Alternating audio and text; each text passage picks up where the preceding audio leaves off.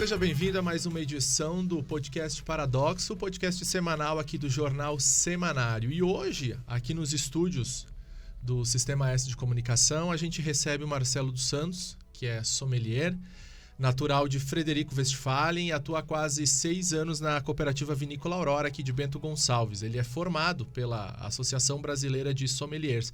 E a vinda dele aqui nos estúdios do Jornal Semanário justamente é para ele falar um pouquinho dessa, que agora é profissão, né, sommelier, mas também do título que ele conquistou ano passado. Ele ficou em segundo lugar, vice-campeão eu vou falar errado, talvez campeonato. É um campeonato nacional, vamos dizer assim, tipo o Brasileirão dos Sommeliers, né, Marcelo? É estadual. Estadual? Ah, Isso. tá, já. A primeira rateada já do programa, né? Mas tudo bem, isso aí acontece nos melhores programas. E na Cooperativa Vinícola Aurora ele realiza atendimento aos clientes na matriz, degustações orientadas, treinamentos para fornecedores, e ele também conduz um serviço lá na unidade de Pinto Bandeira, além da criação e adaptação de fichas técnicas de produtos. Todas essas informações a gente pegou lá na Cooperativa Vinícola Aurora. E o Marcelo está aqui nos estúdios do Jornal Semanário, do podcast Paradoxo, para falar sobre esse trabalho que ele realiza. E começando já para a gente não perder tempo, porque 1 hora passa muito rápido aqui, porque a conversa vai fluindo. Marcelo, primeiramente, seja bem-vindo aqui aos nossos estúdios e já conta pra gente como é que iniciou essa paixão pelo vinho, porque eu estava conversando com a Priscila, que é a nossa colega aqui de trabalho, é a esposa do Marcelo, e ela já me passou algumas informações, e ela me disse que esse gosto, essa paixão pelo mundo do vinho, ela não começou assim, ela surgiu em decorrência de uma oportunidade de trabalho lá na cooperativa. Conta pra gente um pouquinho como é que foi isso. Isso, primeiramente, então, agradecer pela receptividade, né, a todos que estão acompanhando. Se me permite chamar de Rani, né? À vontade, estamos em casa. Ficar mais informal. Mas tudo surgiu, na verdade, através de uma atividade extra que a gente conseguiu realizar, isso há mais de 10 anos aí, né? Numa vinícola no Vale dos Vinhedos. Então eu não trabalhava com vinhos diretamente, né? Então a gente começou a trabalhar ali no final de semana, enfim, e a paixão ela foi surgindo aos poucos. Aí depois eu acabei entrando na Aurora e aí sim, né? Eu fiz o curso de sommelier e hoje o mundo do vinho ele tá praticamente no meu dia a dia. Uhum. E antes de tu entrar nessa área do vinho ali, tu fazia o quê? Eu trabalhei na área comercial no Senac em algum tempo, né? Trabalhei no Sim de Lojas também, isso lá na minha cidade natal, Frederico Westphalen. Aqui em Bento trabalhei no Senac. Trabalhei também como gerente de uma loja de brinquedos no centro da cidade. E depois eu acabei indo para a vinícola, né? Então, na verdade, foi a paixão pelo vinho que me levou para a vinícola ou para as empresas do mundo do vinho, né? Não foi ao contrário, como a gente costuma fazer. Então, foi o fato de gostar de vinho que eu fui para Aurora, por exemplo, né? E tô lá até hoje. E tu veio para Bento em razão de oportunidade de trabalho? Como é que foi essa tua saída lá de Frederico para Bento Gonçalves? Isso, na verdade eu sou formado em Direito, né? Então tenho formação em Direito, também tenho técnico em Marketing. Me formei em Frederico em 2012, 2013 eu fiquei lá na cidade e aí em 2014 decidi vir para Bento Gonçalves em busca de oportunidades, né? Não segui a área, então eu não sou advogado, não trabalho com direito, eu só tenho a formação, né? E aí vim para Bento em busca de oportunidade. Minha esposa estava aqui, alguns familiares, e aí eu vim para Bento então em busca de um plus a mais na minha vida pessoal e também, é claro, profissional. E aí, né, a natureza nos levou ao mundo do vinho de forma natural, assim, sem que a gente pudesse buscar, né? Então a coisa veio assim, sem muito mistério. Uhum. Por falar nessa questão do mundo do vinho, quando tu entrou, tu disse para nós ali que tu iniciou a tua caminhada ali dentro, antes de entrar na Aurora, tu fazia trabalhos ali antes Isso. de entrar oficialmente, vamos chamar assim, né? Era um extra, né? Um extra, isso. Após entrar na Aurora, como é que foi essa questão de buscar aperfeiçoamento, assim? Como foi o processo de chegar até o curso de sommelier? Eles te convidaram? Tu viu essa necessidade? Como é que foi esse processo até tu chegar e se formar, enfim, receber a formação de sommelier? A vinícola que eu trabalhei ali no Vale dos Vinhedos foi a vinícola Torcello, né, do Rogério Valduga. E ali a gente teve um grande aprendizado e é claro, né, a vontade de cada vez mais seguir na área. Depois disso eu fui para a Aurora, consegui um trabalho na Aurora, porque é uma empresa muito boa, é uma empresa grande. E aí eu comecei a trabalhar no setor, e estou ainda no setor do turismo, né? Mas quando eu entrei, eu fazia as visitas turísticas, depois comecei a fazer alguns atendimentos, né? Hoje eu faço basicamente grandes trabalhos dentro da cooperativa, né? Atendimento a clientes, fornecedores, minicursos, treinamentos, algumas viagens também a gente faz, né? Seja viagens no estado ou fora dele, para estar levando o mundo do vinho e educando também as pessoas. O curso de sommelier, eu senti a necessidade de fazê-lo quando eu estava na Torcello. E aí, quando eu entrei na Aurora, aí sim, né? Aí veio a grande vontade de estar fazendo esse curso. E aí eu fui buscar, vi que a ABS, com sede aqui em Bento Gonçalves, ela tinha essa possibilidade. E aí eu fiz o curso de sommelier. Que, é claro, me deu um plus muito interessante na carreira profissional e também na minha vida pessoal, né? Então, o curso de sommelier que eu fiz, ele veio para engrandecer cada vez mais e fez com que, é claro, o ano passado, por exemplo, a gente tivesse alcançado aí esse mérito de segunda colocação no estado. E esse curso, ele é fácil, tem muita dificuldade. Eu tenho muita vontade de fazer, né? Mas não tive tempo ainda para... Tempo e dinheiro, talvez, não dizer assim. Não, mas brincadeira à parte. Tenho vontade de fazer, mas ele é difícil, qualquer pessoa pode fazer. Tem que ter um paladar, um olfato mais apurado. Explica pra gente como é que é a rotina ali de quem faz o curso de sommelier. Hoje o curso ele é dividido em módulos, né? Então, se não me engano, são 7 módulos. Claro que eu fiz foi em 2019, antes da pandemia, né? Enfim, são 7 módulos e também tem um curso online que eles criaram, né? O curso presencial ele acontece na Serra Gaúcha, geralmente em hotéis ou então vinícolas, né? Mas assim, qualquer pessoa pode fazer. Tu gosta de vinho? Tu pode fazer o curso, né? Só que tu só vai se destacar, tu vai conseguir o mérito se você estudar, né? Estudar e, é claro, beber o vinho, né? Saber do vinho. Então, qualquer pessoa em qualquer curso hoje, né, Rani, pode fazer um curso e passar. Isso a gente sabe que tu não precisa se desenvolver muito, dependendo da atividade ou curso que tu vai fazer. Basta tu pagar ou então fazer o curso, tu vai passar. Mas poucos terão a capacidade de fazer o curso e ainda conseguir ir bem no curso, né? Então, assim, quando eu fiz o curso, eu estava trabalhando na área, tinha muitos colegas que não trabalhavam na área, né, que queriam fazer por hobby. Muitas pessoas queriam fazer por hobby e ainda tem pessoas que querem fazer por hobby, né? Para conhecer um pouquinho mais, para se aprofundar um pouquinho mais no mundo do vinho, porque é legal, é interessante. E eu fiz para minha vida profissional, né? E eu vejo que hoje eu tenho um resultado, eu colho um resultado do curso que eu fiz. Então, assim, é um curso, teoricamente, eu diria que de médio difícil, né? E, é claro, vai se destacar aquele que estudar, que ler, que provar vinho, né? Eu costumo dizer que não só nesse curso, mas em todos os cursos que existem, tu tem que sair da tua zona de conforto. Ou seja, não é só na aula que tu vai estudar, tu vai buscar fora, né? Então, eu fazia o curso e em casa eu lia, eu estudava, porque hoje o mundo do vinho, ele não é só o vinho em si. Ele é geografia, ele é história, né? Então, é química, então tem várias coisas aí que tu pode estar se desenvolvendo. Assim, de uma escala de 0 a 100%, quanto a teoria é importante, quanto a prática ali nesse curso? É 50-50? O que tu diria, assim? Eu diria que é 50-50, tá? Porque tu vai ter que ter a teoria, é claro, né? Ela vai estar ali no papel, tu vai ler, tu vai estudar, mas também tem que ter a prática, porque a degustação, ela é uma prática, né? Então, tu vai ter todo o aspecto da degustação, né? Sei lá, da análise do vinho, do produto.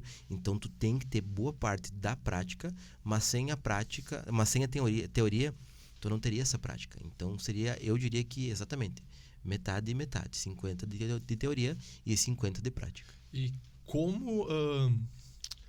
para essa questão do olfato e do paladar, assim, como vocês se preparam, ou como é ali no próprio curso mesmo, assim, para conseguir identificar, talvez, o tipo de uva, enfim, como é que é trabalhada essa questão do olfato e paladar? É trabalhado isso no curso? Enfim, como é que é feito, assim, para vocês criarem uma capacidade de conseguir, não sei se é a palavra certa, mas descobrir de onde é o vinho, enfim, essas informações mais precisas do produto que vocês estão consumindo? Essa é uma pergunta muito interessante, porque não existe um treinamento para treinar o olfato ou treinar o paladar, né? E aí entra a teoria. A gente faz todo um estudo, por exemplo, assim, nós vamos tomar um vinho, um Merlot da Serra Gaúcha, né? Se eu colocar esse vinho às cegas com o Merlot do Chile, com o Merlot da França, talvez eu nem saiba que esse vinho é o Merlot da Serra Gaúcha. Mas o que eu preciso saber para talvez buscar identificar esse vinho? A teoria vai me trazer. Na região é frio? Na região é quente? Qual o tipo de solo que temos lá? A uva, ela tem muito tanino, tem pouco tanino? Eu vou ter um vinho leve, um vinho encorpado? Então, são essas características de estudo teórico que eu vou levar para a prática.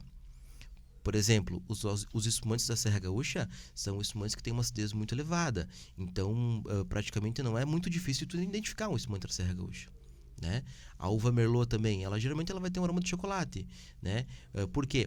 No estudo teórico, a gente estudou alguns aromas primários das uvas, secundários, terciários, para que depois a gente pudesse, lá na taça, identificar. Então, não existe um treinamento específico. Eu vou treinar agora treinar o aroma ou o sabor. Tu vai ter que estudar na teoria, né, para depois ir buscar na prática. É assim que funciona geralmente. Entendi. Por falar nessa questão de vinhos, que tu falou assim, talvez não saberia identificar no primeiro momento o que é do Chile, né, se fosse só pelo gosto, enfim, né? A Serra Gaúcha, em especial aqui Bento Gonçalves e municípios aqui arredores, tipo, por exemplo, Pinto Bandeira, Garibaldi, eles sempre foram reconhecidos e conhecidos como os melhores vinhos, ou integram o hall de melhores vinhos e espumantes do Brasil. No entanto, a gente vê um aumento de vinícolas espalhadas pelo Brasil inteiro, né? Até pouco tempo atrás era o foco muito a Serra Gaúcha. Agora o Brasil começa a produzir, outras regiões do Brasil começam a produzir vinhos, e até então eram considerados vinhos mais simples, podemos dizer assim. Hoje está tendo alguma mudança, por exemplo, o vinho que é produzido numa região mais quente, por exemplo, lá no Nordeste, ele está se igualando à qualidade do vinho aqui da região Sul. Como é que tu enxerga isso na tua profissão de sommelier? Hoje o Brasil é um país vasto, né? Um país gigantesco. Se a gente for pegar alguns países produtores, o Brasil quase triplica de tamanho, né? Então é difícil de a gente falar, por exemplo, hoje assim, qual que é a melhor região, qual que é o melhor vinho, enfim, brasileiro, porque é um país muito grande. Então eu particularmente costumo dividir o nosso país por regiões que têm algum destaque conforme o tipo de uva ou o tipo de vinho. Por exemplo, aqui na Serra Gaúcha nós temos um clima ameno a frio, então a gente tem uma possibilidade muito grande de produzir grandes espumantes e vinhos brancos, coisa que talvez lá no Vale do São Francisco não tenha essa capacidade. Em compensação, no Vale do São Francisco eu consigo produzir um bom vinho tinto da uva Syrah, ou então da uva Tempranillo, por exemplo, né? A Touriga Nacional. Então a gente divide por regiões porque são climas diferentes, são altitudes diferentes, são solos diferentes. A Campanha Gaúcha, por exemplo, faz ótimos vinhos tintos, excelentes vinhos tintos. Pinto Bandeira nós temos uma DO exclusiva para espumantes, por causa do clima, né? Santa Catarina, vinhos de altitude com a uva Sauvignon Blanc se destacam muito. Vamos pegar Minas Gerais, que vem crescendo cada vez mais com a produção muito boa de Syrah, né? Dentro do nosso estado a gente tem o Médio Alto Uruguai, que até então a gente não via muita coisa interessante, que hoje vem sendo feito grandes vinhos. Então, cada vez mais o vinho nacional ele vem crescendo. Por quê? Porque o clima vai mudando e automaticamente abre possibilidades de eu cultivar variedades de uvas viníferas, consequentemente de elaborar um bom vinho, né? Então a gente consegue dividir por regiões aí e cada região vai ter a sua adaptabilidade. Certo. E como é que tu acha esse aumento da produção de vinhos nacionais, da qualidade do vinho nacional? Como é que a Serra aqui ela está trabalhando, vamos chamar assim, para continuar se mantendo como parâmetro ou padrão de ter os melhores vinhos, né? Porque acaba tendo uma concorrência, né? Os produtos aqui da Serra, eles acabam talvez concorrendo com outros vinhos de outros estados. Então, como é que é o trabalho para manter esse patamar de ser o seu principal produtor de vinho do Brasil? Hoje o Brasil, o Rio Grande do Sul, sim, ele é o principal produtor de vinhos nacional, né? Eu acho que quanto aos espumantes é uma coisa que a gente nem entra mais em mérito, porque o espumante da Serra Gaúcha, na minha concepção, é um dos melhores, se não o melhor espumante nacional hoje, né? A gente elabora grandes vinhos brancos também aqui na região e também grandes vinhos tintos. Porém, os tintos vai depender muito da uva, da forma de elaboração, se é um blend, se é um varietal, né? E um detalhe muito interessante que vale frisar é que a gente vinha de safras muito boas, né? Desde lá de 2017, foram safras bem interessantes, até chegar a 18, que foi uma safra maravilhosa, e a 20, que foi considerada a melhor safra da história. Agora, 2024, a gente teve aí uma queda significativa de quantidade e também de qualidade. Vamos ver como é que vai ser agora nos próximos anos, né? Mas a Serra Gaúcha, ela vem produzindo bons vinhos, né? Mas como eu falei, são características diferentes.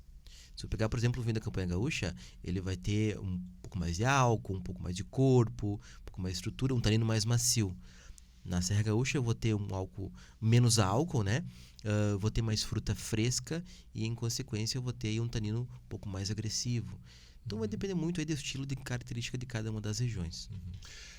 Ainda falando da questão Brasil, a gente sabe que os estudos e pesquisas mostram que o brasileiro não tem o costume de de consumir muito vinho, né? É um consumo per capita muito baixo quando comparado a países da Europa, tipo como Portugal, até, enfim. Qual é a melhor maneira, na tua opinião, de incentivar o consumo do vinho em nosso país? Mas incentivar de uma forma saudável, não incentivar simplesmente o beber vinho por beber. Sim. E daí daqui a pouco tá caído ali nas valetas em coma alcoólico, né? Sim, mas sim. assim, como é que se pode incentivar da melhor maneira para que a população brasileira também coloque o vinho como uma bebida de costume, assim, como uma cerveja, por exemplo, né? Sim, sim. Olha, tem grandes países hoje, como Itália, a própria Argentina aqui do lado, né, que consideram o vinho um alimento, né? Inclusive, se tu for em restaurantes da Argentina, tu vai chegar lá no restaurante e vai ter uma garrafa de vinho na mesa, né? Na Itália, todo almoço, todo jantar tem uma taça de vinho. França, Espanha, enfim. Então são países que já, historicamente, eles já têm o vinho enraizado na sua cultura. Eu acho que para nós brasileiros, dois são os motivos que eu considero importantes para que a gente possa difundir o mundo do vinho. Primeiro, a questão aí de valores, né? A questão burocrática de fazer com que o vinho ele se torne um alimento dentro desse aspecto nacional. Né? Então, a questão de ICMS, essas coisas mais burocráticas, se tivesse um auxílio do governo nesse sentido, com certeza as pessoas teriam acesso mais fácil ao vinho. Né? Hoje, uma garrafa de vinho, por exemplo, no Vale dos Vinhedos, não vai baixar de R$100. Né? Aí eu vou colocar essa mesma garrafa na gôndola com um vinho chileno ou argentino que custa R$60, e eu te pergunto, o que o pessoal vai comprar? O importado. Por que vai comprar o importado? Porque ele é importado. Né? Muito embora sabendo que daqui a pouco esse vinho nosso ele seja muito melhor do que o vinho que está do lado, né? Então é o fator de custo, né? E um outro fator que dá para ser trabalhado muito bem é a questão de marketing, né? Divulgar o vinho brasileiro, divulgar o produto brasileiro. Já tivemos campanhas, já existiu campanhas, né? Mas é uma coisa que tem que ser batida na tecla cada vez mais. Então, o incentivo quanto a custo do produto e depois, é claro, o marketing para divulgar cada vez mais o vinho brasileiro. Essa questão que tu falou do vinho importado, do status da palavra importado, eu já te pergunto, já te faço uma outra questão também em relação à questão de valores. A gente ouve muito que vinho bom é vinho caro. É possível a gente encontrar algum vinho com preço mais convidativo e que tenha uma qualidade semelhante ou até superior a vinhos muito caros? Olha, vinho bom é vinho caro, depende. Né? Hoje no mundo do vinho nada é certo, tudo depende. Eu vou citar um exemplo, como eu trabalho na Vinícola Aurora, então vou trazer um exemplo de um rótulo de lá. Nós temos na linha Varietais Finos um vinho de uma uva chamada Rebo. Né? Esse vinho custa em loja R$27. E eu já recebi relatos de amigos, enólogos, enófilos, enfim, sommeliers, que colocaram esse vinho às cegas com outros vinhos. Vinhos de 100, 150, e que ele foi muito melhor. Né? Então, veja bem, um vinho de 27 contra vinhos de 150 e o de 27 ganhou. Então, quer dizer que nem sempre o mais caro é melhor. Só para citar um exemplo. Tem outro exemplo muito, muito interessante que eu recebi esses tempos, que teve uma degustação em Santa Catarina, que um amigo meu participou, que tinha vinhos de 5 mil, 10 mil reais. Tinha até Romanée Conti, se não me engano. E ele, às cegas, tinha também um reservado Malbec. E o reservado Malbec ganhou. Uma garrafa de, sei lá, R$40, com vinhos de R$5.000, né? Então, muitas vezes a gente é induzido pela garrafa, pelo rótulo, pelo marketing, né? Pela história, pela quantidade. Tudo isso leva a gente a induzir e no nosso psicológico a entender que esse vinho é muito melhor do que o vinho lá que o produtor fez, que custou R$20 a garrafa, né? Que é um rótulo mais simples, que daqui a pouco ele, até por não ter aí uma condição financeira de dar um trabalho melhor ao produto, fez com que aquela garrafa fosse daquele jeito. Então, olha, o que eu posso dizer? Geralmente sim, tá? Geralmente sim. Um vinho mais caro ele vai ser melhor, até porque o produtor não vai colocar um vinho caro ou ruim, né? Mas existem casos muito legais em que um vinho baratíssimo ganhou de vinhos muito caros. Dá para dizer que se pesquisando bem, conhecendo um pouco, Sim. a gente consegue ter um momento ali bebendo com um vinho barato e de qualidade, então. Exatamente. Dá pra gente pesquisar, dá pra gente ir atrás, dá pra gente correr atrás. E vem muito do perfil de cada consumidor, né? Não adianta eu dizer pra ti, não, Rani, eu gosto de um Taná que tem 12 meses de passagem em barril de carvalho americano de primeiro uso. Se tu gosta de um Pinot Noir leve sem madeira, pra ti esse Taná vai ser ruim, né? Tu vai gostar mais do Pinot e vice-versa. Então varia também de cada consumidor. Aproveitando, falando de gostos de vinho, quais são os teus vinhos brasileiros favoritos? Porque a gente sabe, né? A Pri aqui no jornal, às vezes ela recebe quase mensalmente, semanalmente. Agora estou entregando aqui caixas de vinhos, né? Os vinhos por assinatura, né? Mas aqui do Brasil, quais são os teus vinhos brasileiros favoritos? E se tu puder explicar por quê, também para o pessoal entender um pouquinho. Olha, é muito difícil, né, a gente falar de vinhos favoritos, assim. Eu posso citar alguns que me marcaram, né? E outra coisa que eu vou é muito de região. E aí entramos naquele mérito de novo, né? Claro que eu trabalho na Aurora. A Aurora faz grandes vinhos, a cooperativa Aurora faz grandes rótulos. E para mim, os dois principais rótulos da casa são o Milésime, que é um vinho 100% de Cabernet Sauvignon, com 12 meses em passagem em barril de carvalho novo. E também o Extra Brut, com denominação de origem Altos de Pinto Bandeira. Daí nós entramos no mérito, né, da DO Altos de Pinto Bandeira. Esses produtos para mim são os principais rótulos da vinícola e que eu tenho um grande carinho por eles. Mas falando de outros rótulos também, eu gosto muito dos vinhos brancos de Santa Catarina, principalmente vinhos da uva Sauvignon Blanc. Né? Acho que são muito frescos, lembra muito os vinhos do litoral chileno. Os Syrahs da Serra da Mantiqueira, ali em Minas Gerais, são fenomenais, são muito bons, né? No Vale dos Vinhedos a gente tem grandes vinhos, grandes brancos. Por exemplo, tem o vinho Lenho da Pisato, que é muito bom. Tem o Parte 2 da Alma Única, que é muito bom. Isso falando em vinho branco, né? Temos o Leopoldina da Casa Valduga, que é muito bom também, né? Recentemente provei um Sangiovese maravilhoso da vinícola Fope Ambrosi. Assim, um Sangiovese que realmente me chamou muita atenção. Então, é difícil falar, né? Citar nomes e outros rótulos. A própria vinícola Torcello faz grandes vinhos. Eles têm lá o Remy Valduga, que é um excelente produto, né? Então, o Vale de São Francisco trabalha com a uva Touriga Nacional muito bem. São muitas coisas, muitos produtos, mas só para citar alguns aí, né? Como eu falei, divido por regiões, porque eu sei que talvez dentro daquela região ali eu vou encontrar o que de melhor existe. E ali na cooperativa Vinícola Aurora, qual é o vinho que tem que mais sai, assim, maior saída? Não sei se existe esse aqui é o queridinho que o pessoal que vai ali na loja da vinícola, ou que compra pela internet, ou que compra nos supermercados, em outros lugares, tem algum, ou quais os vinhos que mais saem atualmente ali na vinícola? Hoje o produto mais vendido da Vinícola Aurora é o Moscatel, né? O Moscatel branco, o produto mais vendido da cooperativa. Outro produto que sai bastante é o vinho Colheita Tardia, né? Então veja bem, ambos produtos doces, né? Estamos falando só de vinhos finos, não estou citando o Sangue de Boi, que é um produto que também vende bastante. Quem não conhece o Sangue de Boi, né?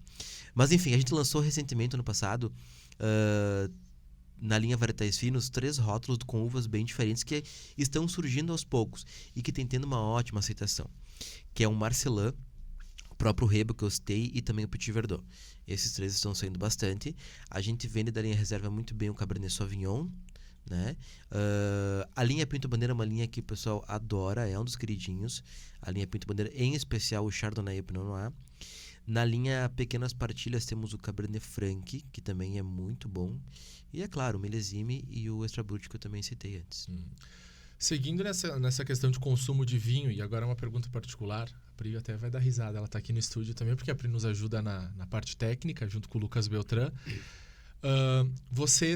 Porque como eu sigo a Priscila já, porque ela é minha colega, eu sigo ela nas redes sociais, semanalmente eu vejo ela postando foto de pratos, de jantares lá na casa de vocês, com um tipo de vinho que vocês estão tomando. Vocês costumam beber, assim, mas eu digo não de beber para cair, assim, mas vocês consomem vinho todos os dias? Como é que é essa rotina de vocês, justamente por tu viver nesse mundo do vinho? Não, todo dia não, até porque a gente tem um filho de 4 anos, então às vezes não tem como, né? Mas geralmente 2 vezes por semana. É uma média, 2, podendo chegar a 3, assim, né? Então, mas sempre acompanhado de algum, de algum prato, de né? preferência sempre com alguma comida, né? Então a gente bebe geralmente durante a semana, terça, quarta, enfim. E o sábado tem que ter. O sábado, né? Eu posso estar ruim, mal, mas tem que ter vinho. Né? Então, nesse sábado eu tava meio gripado, enfim, mas rolou um vinhozinho lá.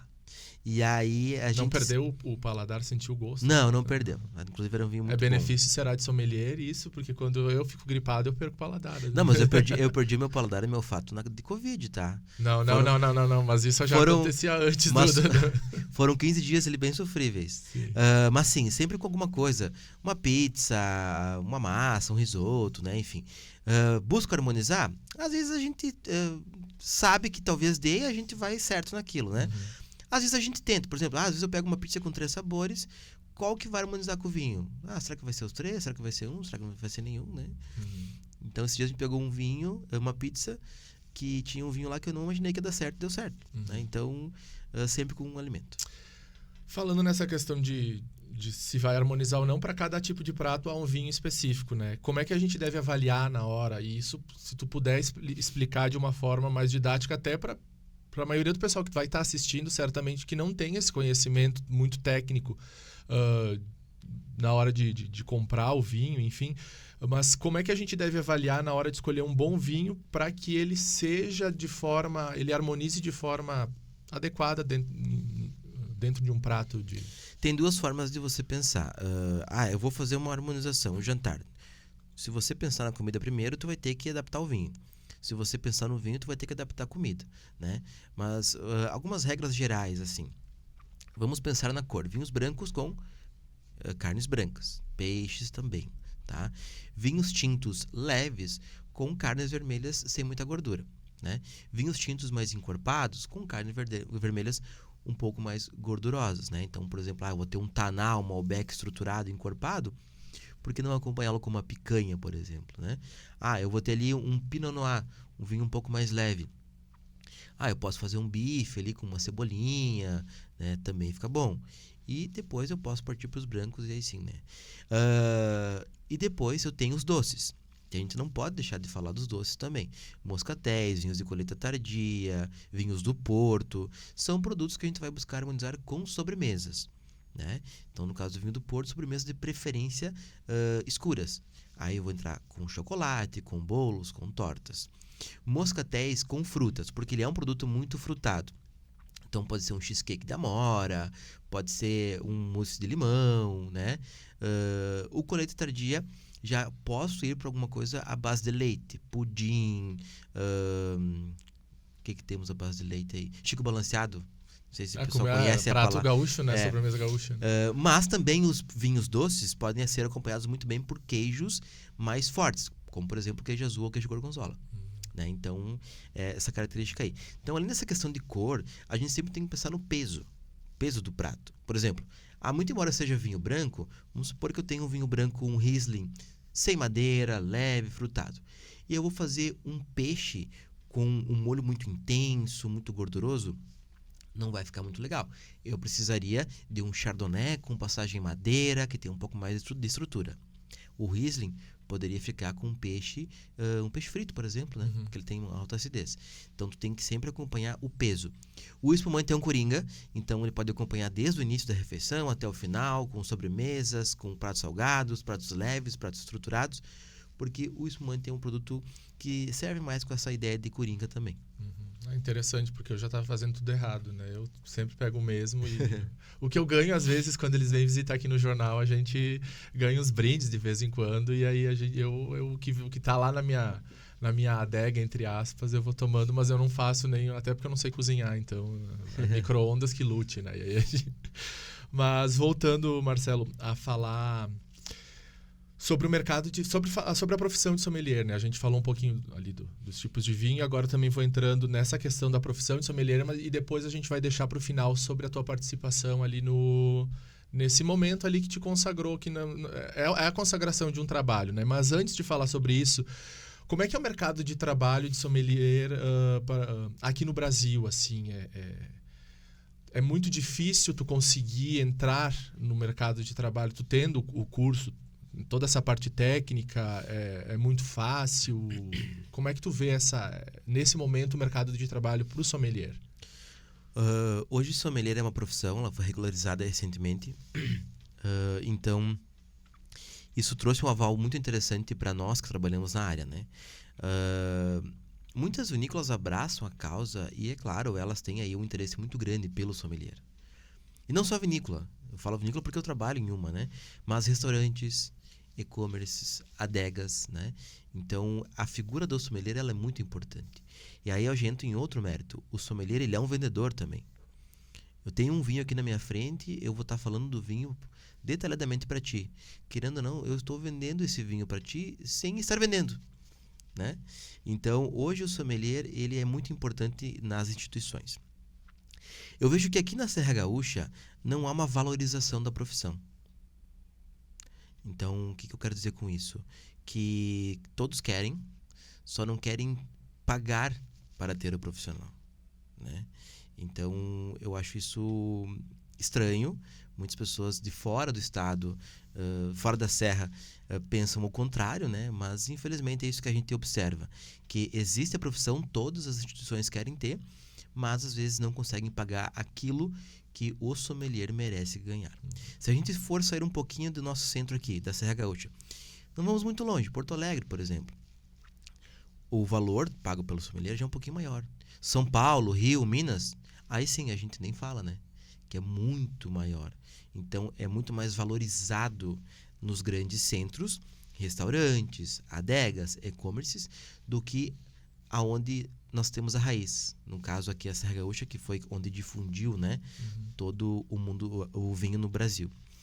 Então, infelizmente, todos querem ter, mas nem todos estão dispostos a pagar pelo valor que a gente merece, né? Porque, como eu falei, o sommelier, ele está ali para fazer várias coisas, inclusive vender o produto. Né? Então, a gente tem essa capacidade de trabalhar com várias formas dentro da instituição. Talvez essa questão da não valorização, vamos chamar assim, é muito por causa, talvez, tem muita demanda, oferta e demanda, e talvez lá na região sudeste não tem tanto sommelier, pode se avaliar talvez por isso, e já aproveitando, em média, quanto é que é um salário de um sommelier? Eu não sei se vocês têm um piso de categoria, como é que é feito isso também? Hoje, eu acredito que sim, tem essa ideia de demanda, né? Aqui na Serra a gente tem bastante, até porque o curso da ABS ele ocorre aqui, né? Então tem muitas pessoas aqui da região, do estado, então acaba formando muitos sommeliers. Então tu vai ter muitos à disposição. E quando vai para grandes centros, tu tem poucos dispostos a trabalhar, né? E é claro, tu vai conseguir ter aí uma valorização melhor financeiramente falando. Eu não cheguei a ler a lei, né, que instituiu a profissão, então não vou saber te dizer especificamente a questão de valores, e também, sinceramente, eu não sei quanto que gira, né, hoje em alguns locais. A gente sabe de alguns amigos, algumas pessoas, né, que trabalham em restaurantes, que trabalham em vinícolas, que trabalham em hotéis, que trabalham em adegas, né, e a gente ouve também pessoas dizendo que poderia ser melhor valorizado, né. Então, eu não vou saber te dizer agora. O piso, né? Deve ter algum piso, sim. Mas eu não vou saber te dizer. Pode ser que varia de acordo também com a formação, a capacidade do profissional. Isso, né? Eu só sei dizer que, por exemplo, numa vinícola, tu vai ter lá um assistente que vai ganhar menos do que o sommelier, por exemplo, né? Sim. Mesma coisa no restaurante, tu vai ter o maitre que vai ganhar menos do que o sommelier, e assim vai. Então o sommelier ele ficaria um passo acima dessas pessoas que têm essas outras capacitações. Saindo um pouquinho dessa questão salarial, de mercado de trabalho, a gente vê também muito, e como eu falei antes, né, a compra de vinhos pela internet, os clubes de vinhos que a gente conhece, né? Ele acabou deixando de ser uma novidade, porque até então era uma novidade, não era todo mundo que comprava vinho pela internet ou que assinava esses pacotes para receber mensalmente, semanalmente, eu não sei como é que funciona, porque eu não assino ainda, financeiramente ainda não consigo. Chorando aqui agora, né? Como sempre. Capricorniano chora bastante. Mas essa questão do comércio eletrônico, ele deixou de ser uma novidade e acabou meio que se tornando uma forma de comercialização bem sucedida de vendas, né? Justamente porque hoje todo mundo tem acesso à internet e até as condições, né? Falando agora, meio que passando por cima do que eu acabei de falar, mas os valores também, eles não são... Existem planos para qualquer faixa de salarial, né? Quem ganha um pouco menos pode fazer um plano para receber uma ou dois exemplares, enfim, né? E são valores que relativamente tu pagaria por uma ou duas garrafas se tu fosse comprar em qualquer local aqui. Mas, para te fazer a pergunta, tu acredita que o consumidor brasileiro, e aí tu pode citar um exemplo de vocês mesmos, né? Se adaptou já a essa forma de comprar vinhos, ou ainda tu acha que a ida ao local onde ocorre a venda é a melhor forma de tu escolher um vinho? Tu, talvez como sommelier, não tenha essa dificuldade, mas as pessoas que não têm esse tato ainda, esse conhecimento muito próprio de produto, de sabor, enfim, é mais interessante ir ao local onde há a venda ou dá para se aventurar no comércio online? O consumo de vinho ele aumentou consideravelmente com a pandemia, né? Então, claro que a pandemia foi algo histórico muito negativo para todos nós, mas para o mundo do vinho, e falando em Brasil principalmente, foi muito bom, né? Foi muito bom, a gente viu resultados aí significativos, e a pandemia fez com que aumentasse o consumo de vinhos e também que aumentasse o consumo de vinhos, compras pela internet. Hoje, a grande maioria das pessoas compra vinhos em lojas, em varejos, em adegas, seguido por supermercados, e depois a gente vai ter aí as lojas especializadas de e-commerce, né? Mas elas cresceram significativamente com a pandemia. Então, temos clubes de vinhos hoje a nível Brasil, e as vinícolas se adaptaram a um ponto em que praticamente todas têm a sua lojinha e-commerce ali, né? Para enviar o seu produto. Um que outro produtor menor que não tem essa condição. Mas praticamente todas as vinícolas, se você for pesquisar nas vinícolas aqui da Serra Gaúcha, vamos pegar como exemplo, praticamente todas terão um e-commerce, né? Então, sim, aumentou muito. Supermercado e os varejos ou adegas, claro que o consumidor está lá, ele vai pegar a garrafa na mão, ele vai ler o contrarótulo, né? Vai sentir o peso da garrafa. É um outro tipo de venda. É que nem tu comprar, sei lá, um tênis, né? Tu vai comprar um tênis pela internet, tu nem provou, tu gostou e deu. Agora, tu ir na loja e tu experimentar é uma outra situação, né? Então, cresceu muito o e-commerce, e as pessoas hoje elas estão comprando também por esse canal, porque se tornou algo mais fácil. Algo mais fácil. Na correria do dia a dia, as pessoas elas não conseguem ir até o local para comprar um vinho. Então é muito mais fácil estar ali no meu tablet, no meu celular, enfim, e estar comprando o produto, né? Então aumentou muito, sim, e a tendência é que cada vez mais se consagre essa compra, esse consumo online dos vinhos. Tu falou da questão da pandemia, eu não tinha a pergunta aqui anotado, mas teve alguma mudança de gosto, não sei se é a palavra certa, mas enfim, por tipo de vinho na pandemia, ou seguiu meio que, antes da pandemia se vendia muito um tipo e ele continuou sendo mais vendido, ou teve uma mudança, assim, por exemplo, ali na Aurora? Essa é uma pergunta de extrema importância, porque depois da pandemia, o que aconteceu? Consumo de produtos com zero álcool ou praticamente ausência dele. E isso é uma tendência mundial. Para toda a faixa etária ou, por exemplo, porque a gente, só fazendo um gancho, a gente fez uma matéria recentemente, o Lucas Beltrán, que está nos ajudando aqui também, ele fez uma matéria sobre a questão da geração Z, que está procurando não consumir produtos com álcool. É uma geração que está pesquisando, buscando hábitos um pouco mais saudáveis, né? Isso também, a faixa etária que busca ali os vinhos mais saudáveis, enfim, zero álcool, vamos dizer assim, ela é mais velha, mais jovem, como é que é? Mais jovem, por incrível que pareça. Então, assim, pesquisas apontam que o jovem, ele não está tomando muito álcool. Ele está... se ele toma, é com pouco álcool, ou então é com ausência dele. E dentro dessas pesquisas se revelou que o fato deles não quererem tomar álcool é o medo de que futuramente venha impactar na saúde. Né? Então, por incrível que pareça, esse consumo moderado ou ausente do álcool é com os jovens. As pessoas que já tomam o seu vinho, sua cerveja, enfim, elas praticamente continuam tomando, né? Mas os jovens, eles vêm aí com essa ideia de não consumir ou consumir menos álcool. Então, isso é uma tendência mundial. Hoje, por exemplo, as vinícolas estão se adaptando. A vinícola Aurora, ela tem ali produtos zero álcool e vai lançar produtos zero álcool também. E todo lugar que eu vou, em eventos, o pessoal pede, tem zero álcool? Tem produto zero álcool, né? Então, querendo ou não, é uma tendência. O que mudou, assim, quais vinhos despontou? A gente observa uma crescente muito vertiginosa de consumo de brancos e rosés. O espumante também, ele veio, né? Mas ele se manteve, ele já tinha crescido e ele se manteve. Mas os brancos e rosés, eles cresceram muito. Que são vinhos mais leves, né? Que geralmente tem o quê? Menos álcool. Então, cresceu muito rosés e brancos e impulsionado, né, por essa ideia dos produtos com zero álcool ou com menos álcool possível. Falando ainda em produtos, e tu tem alguma preferência por tipo de uva na hora que tu vai escolher o vinho? Como eu falei, e volto a repetir, eu sou muito de região, né? Então, por exemplo, mas não tem um específico, assim? Não, tenho minhas uvas preferidas, né? Eu gosto muito da uva Syrah, que é uma uva que eu gosto muito, e ela tem em vários locais, né? Temos Syrahs aqui no Brasil, em Minas Gerais. Eu gosto muito dos Syrahs do Chile, né? Da francesa. Aliás, eu sou fã do Chile, porque o Chile eu acho que é um país que tem aí uma gama muito diversificada de vinhos, de uvas, né? Veja bem, os caras conseguem fazer vinho no deserto do Atacama e também na Patagônia, né? Então é de norte a sul, de leste a oeste, entre as cordilheiras, na cordilheira, no litoral. Então são várias regiões.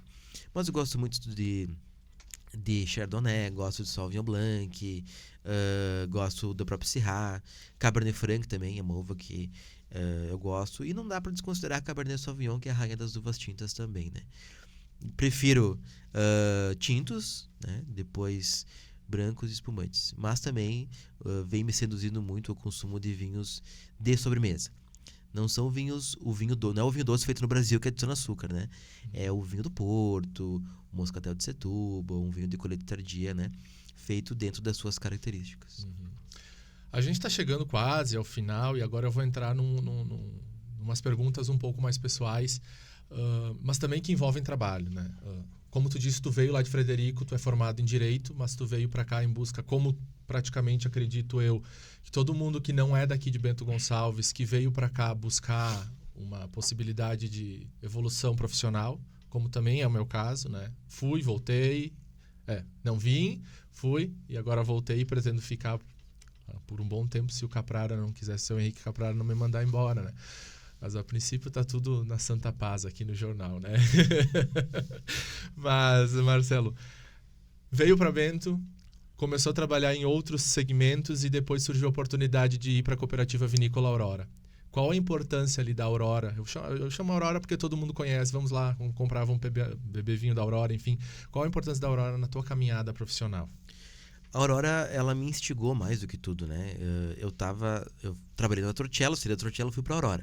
Aí quando na Torcello eu já queria fazer o curso sommelier. Quando eu fui pra Aurora, eu percebi, bom, é isso que eu vou querer fazer então, né? Aí eu fiz o curso de sommelier, já estava trabalhando na Aurora, né? E cada vez mais eu era instigado a estudar. Como eu trabalhava ali na parte do turismo, fazendo as visitas, enfim, a gente recebia muitas perguntas e questionamentos, né? Muitas eu sabia responder já, mas sempre tinha algumas que a gente ficava meio assim, né? Não tinha aquele conhecimento específico. E aí isso me instigava cada vez mais a estudar, a estudar, a estudar. E é claro, eu queria crescer dentro da cooperativa, né? Como eu digo, eu queria e ainda quero crescer dentro da cooperativa, né? Então, a Aurora, para mim, ela foi muito importante pro curso, né? E também pelo título que eu obtive ano passado. Então, a Cooperativa Vinícola Aurora é uma grande empresa, é uma empresa que eu gosto muito de trabalhar lá. Repito, eu quero continuar crescendo dentro da empresa e, com certeza, é instigante cada vez mais tu ter motivos para estudar, para ir atrás, né? O cliente vai chegar hoje, vai chegar amanhã, vai te fazer um questionamento, se tu não sabe, tu vai atrás, né? Porque tu quer saber.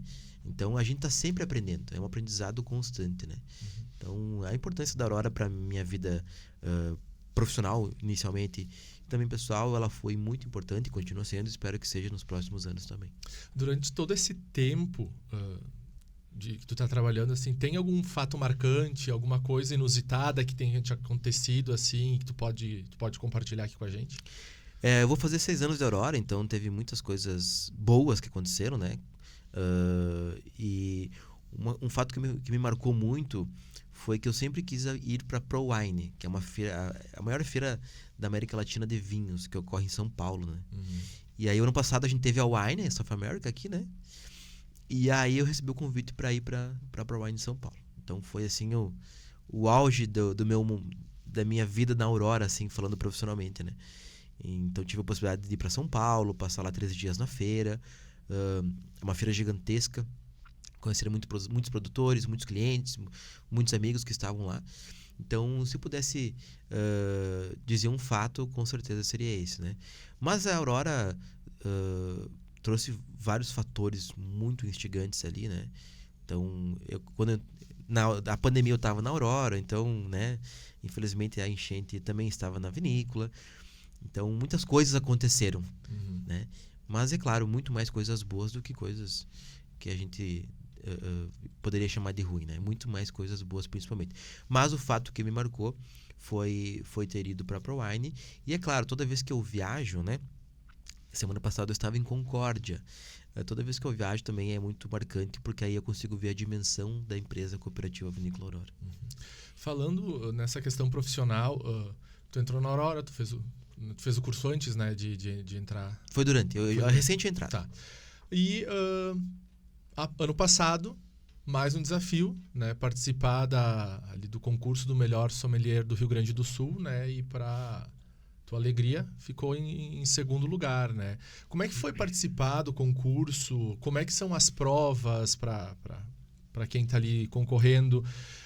O processo em si, como ele é? E em algum momento, assim, tu entrou já com alguma expectativa de ser premiado ou foi participar do concurso por experiência? Conta um pouquinho pra gente como é que foi isso aí. Em 2022 eu já tinha participado, né? Eu participei e fiquei em terceiro. Porém, eu fiquei empatado com um outro candidato. E aí o critério de desempate era tempo de experiência. Né? Ele tinha muito mais tempo de vida, de experiência do que eu. Então eu fiquei em terceiro, mas acabei ficando em quarto pelo critério de desempate. E aí o ano passado eu fiz de novo, enfim. Mas em nenhum momento eu pensei em chegar entre os 3. Em nenhum momento eu pensei em ganhar, né? Eu pensei, vou fazer a prova. Vou fazer a prova e aí a gente vai ver o que acontece. Então ela é uma prova teórica. Ali a importância também de saber do 50-50. É uma prova teórica e o mais interessante é que dentro dessa prova não é somente vinhos. Pede, claro, a grande maioria das questões sobre vinhos, mas tem cafés, tem cachaça, uísque, harmonização, né, gastronomia em geral e, é claro, o mundo do vinho e a atualidade. Então, são várias coisas que acontecem nessa prova aí de questões. Quantas questões são? São 50. Se eu não me engano, era 50. Então, a prova teórica, dessa prova teórica, os 3 melhores passavam para a grande final, que aí seria a prova prática, né? Que aconteceu, então, no Hotel Spa do Vinho. E, quantos participaram ano passado? Eu vou te perguntando porque vai me surgindo as perguntas agora. Assim, quantas pessoas participaram dessa prova teórica? Se eu não me engano, foram 20 pessoas. E de todo o estado, obviamente, de todas as regiões do estado. Isso, assim. Tá. Se eu não me engano, foram 20 pessoas. E aí, até comentei em casa, enfim, eu quero chegar entre os 3. Se eu chegar entre os 3, eu já sou vencedor, não preciso de mais nada, eu vou só para brincar, né? E para minha surpresa, eu fiquei entre os 3. Só que quando eu vi os 3 melhores, né, que então era eu e o campeão do ano retrasado e a menina Deise da Costa, que já tinha sido campeã em outro momento. Então eu estava concorrendo com 2 campeões. Quem era eu, né? Então eu pensei, bom, já sou campeão, eu vou lá, vou fazer meu trabalho, vou ficar em terceiro, né? E é isso. Então essa foi a minha expectativa. Então em nenhum momento eu tive um peso, né? Não, eu tenho que ficar em primeiro, eu tenho que ser campeão, eu tenho que... Não, em nenhum momento. Claro que no dia, né, aí a ansiedade bateu. Porque tu tá lá, enfim, tem tudo... Mas eu estudei, fiz os meus estudos, enfim, né? Que daí como é prova prática. E aí no dia do evento, sim, bateu aquela ansiedade, né? E fiz a minha prova do jeito que tinha que ser feito. Né? Eu não tenho a competência de prática de salão, por exemplo. Então foi um fato que talvez tenha ficado uma pontuação abaixo. E para minha surpresa, então, na hora final deles revelarem o campeão, enfim, o segundo e o terceiro, para minha surpresa eu fiquei em segundo. Então comemoro muito esse segundo lugar. Eu acho que, como eu disse várias vezes em outras entrevistas para outras pessoas, o segundo lugar do ano passado para mim nada mais é do que o primeiro, né? Porque eu fui sem expectativa nenhuma e acabei ficando em segundo com 2 campeões. Então para mim já foi uma vitória. Dentro da prova prática, além de tu fazer a prova ali dos vinhos, tem essa questão ali do que tu falou agora da prática. Da prática de salão, que é... então a gente inicia com a avaliação organoléptica do vinho, né? Aspecto visual, olfativo e degustação. Depois a gente vai abrir um espumante e servir ele nas condições ideais, né? Temos algumas taças pretas com líquidos, que a gente vai ter que identificar o líquido, né, na taça preta. Temos também uma mesa onde alguns convidados, digamos assim, né, eles solicitam aí a abertura de um vinho que a gente vai ter que abrir. E também um cardápio que a gente vai ter que sugerir a harmonização. Né? E no final a gente vai ter, no caso, tinha ainda uma avaliação de estilos de vinhos. Tudo isso em meia hora. Né? Então, parece muito, mas tu piscou, acabou. Sim. É muito rápido. Tu pretende concorrer de novo? Tu vai dar um intervalo? Como é que são essas... Tem algum plano de querer participar de novo? Olha, muitas pessoas falam para mim concorrer, enfim, né? Já era para ter acontecido, né? Em virtude da enchente, então foi transferido, né? Enfim, teve muitas coisas que aconteceram. Não tem data ainda, o novo concurso. No presente momento ainda não sei se eu vou participar ou não, né? Eu vou decidir talvez ali nos próximos dias, ali não tenho ainda uma decisão. E para o futuro, quais teus planos profissionais e também de família? Tu pretende permanecer em Bento?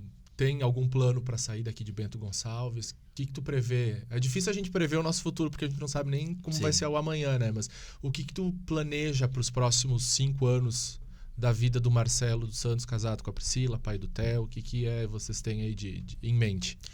Olha, eu costumo dizer que o Marcelo, ele está preparado. Ele está preparado para trabalhar, está preparado para tudo de bom que vier, né? Claro que eu sempre vou pensar inicialmente na minha família. Eu acho que é o pilar que a gente deve sempre priorizar. Aí depois a gente vai ver outras situações profissionais, enfim. Estou na Aurora há 6 anos, então hoje eu faço coisas muito importantes e interessantes dentro da cooperativa. Busco um crescimento dentro da instituição. Eu acho que a gente sempre deve buscar crescer, né? Então, quero crescer dentro da Aurora. Eu sei que esse crescimento ele não vai ser, talvez, dentro do setor de turismo. Então, pode ser um crescimento externo, por exemplo, né? A ideia, claro, é o quanto mais perto da família, melhor. Mas, como eu falei, a gente tem que estar aberto para novas possibilidades. Então, nada impede, por exemplo, que eu vá morar em outra cidade, né? Desde que eu tenha condições de fazer o meu trabalho e, é claro, condições de dar o melhor para minha família. Então, daqui 5 anos, por exemplo, eu quero crescer. Quero continuar fazendo o meu trabalho, quero continuar falando de vinho, quero continuar ensinando as pessoas sobre o mundo do vinho, né? E gostaria, claro, de continuar dentro da cooperativa Vinícola Aurora, que é uma grande empresa, né? Então, hoje seria mais ou menos isso que eu estou pensando no momento. Mas, como tu falou, né? Pensar no amanhã é meio complicado. A gente não sabe o que vai acontecer daqui 10 minutos. Sim. Mas, claro, a gente tem que ter uma previsão, né? Para o futuro. E a Priscila te apoia na questão ali profissional, ela é uma companheira... A gente é suspeito de falar porque ela é nossa colega aqui no trabalho, ela está aqui assistindo, ela está aqui prestigiando a nossa entrevista, mas ela te apoia, ela te apoiou durante ali o concurso, a escolha do sommelier, como é que é a relação de vocês aí? Olha, parecia que quem ia fazer o concurso era ela, não era eu. Porque ela estava mais nervosa que eu, né? E aí... A Priscila nervosa? Pois é. 2, 3 dias ali antes, ela... Meu Deus, como é que tu não tá nervoso? Eu tô aqui, sei lá, é sábado, eu tô nervosa. E é por causa disso, eu não tinha aquele peso, né? Eu ia ir pra ficar em terceiro. E ela tava nervosa e tal. E não só ela, outras pessoas também, né? Que eu convivo.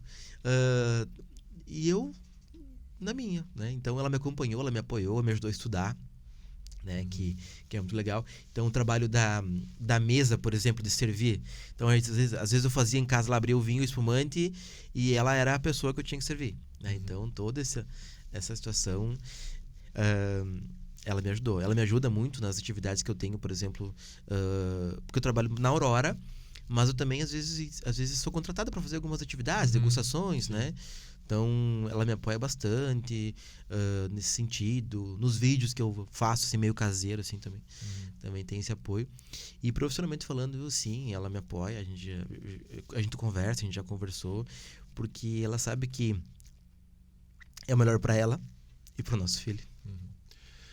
Para finalizar, Marcelo, quais conselhos que tu poderia dar para quem ainda não se aventurou no mundo dos vinhos, mas que gostaria de fazê-lo, por onde começar? Né? E já aproveitando, porque o nosso repórter Lucas Beltrán, que está na parte ali de gravações, já me fez o sinal de que a gente está no limite do tempo, né? Então, esses conselhos para quem ainda não se aventurou, mas que gostaria, e já pode deixar o teu Insta, teu telefone de contato para o pessoal que quiser também conhecer um pouco mais do teu trabalho.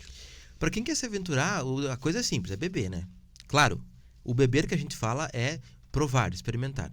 Eu indico sempre que a pessoa inicie com um clube de vinho, aí temos a Evino, temos a Wine, tem vários outros ainda, né? Tu comprando ali as garrafas, assinando, tu não vai ter só as garrafas, vai ter todo um conteúdo que tu pode estar aprendendo. Busque plataformas para te aprender também, busque pessoas, né? Só que eu sempre digo, busque pessoas que são pessoas corretas dentro daquilo. Tem muitos blogueirinhos hoje que só querem ganhar curtidas, né? A gente sabe disso. Então, busque pessoas, busque conteúdo.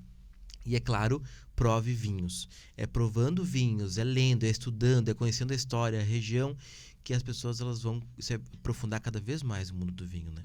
Então, acho que é por aí, provando e estudando. Para finalizar, então, pode deixar teus agradecimentos e aí o teu Insta, teu WhatsApp para o pessoal que quiser te contatar. Agradecer, então, o pessoal aí do Jornal Semanário, todos que estão acompanhando, né? Rani, muito obrigado pela oportunidade. Quem quiser acompanhar meu trabalho, eu tenho o Instagram, né? Que é Marcelo Santos, aí tu tira o S e tu tira o O. Daí é 01. Então, Marcelo Sant 01. Eu vou deixar meu telefone também, caso alguém queira entrar em contato, é 549-9614-0039. Então, a gente tem os trabalhos que a gente consegue fazer em outras atividades, né?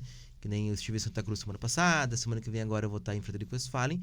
Degustações, confrarias, fichas técnicas, cartas de vinhos, tudo isso a gente está à disposição. Quem quiser me encontrar pessoalmente, também estou lá no varejo da Cooperativa Vinícola Aurora. Muito obrigado a todos e a você também muito obrigado. Tá certo, Marcelo. Obrigado mais uma vez pelo convite. Obrigado a Pri, que também fez todo o meio de campo, né? A assessora Marcelo, e esposa também, nossa colega. Todos os contatos, né, redes sociais do Marcelo, você também acompanhou ali enquanto ele foi falando, aí você já teve para anotar. Agradecer de novo a tua presença, né, e agradecer também a audiência do pessoal que ficou. 1 hora passa praticamente muito rápido, a gente recém tinha começado e agora o Lucas já fez o sinal que está estourando o tempo.